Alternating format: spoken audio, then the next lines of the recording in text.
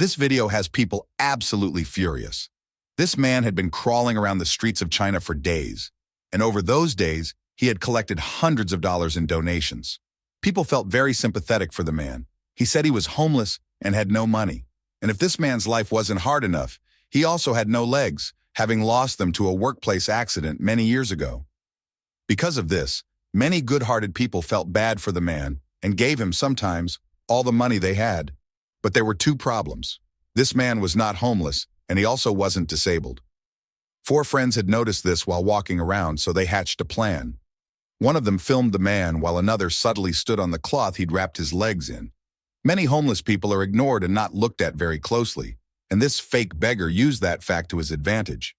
When his scam was finally revealed, he picked up his board and ran away.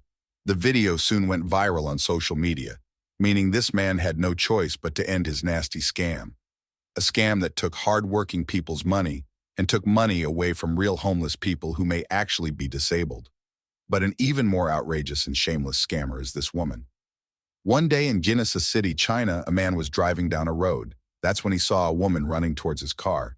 He thought she might be in danger, so he slowed down, but that's when the woman fell to the floor. The driver was seriously concerned for this woman's well-being, but when other people didn't seem to react to what the woman was doing, the driver got suspicious, backing his car up just in case. And that's when the woman's sinister motive was revealed.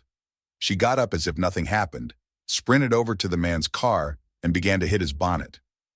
All the while, the man continued to back up. The woman then lay down once again before getting back up to continue kicking and hitting this man's car.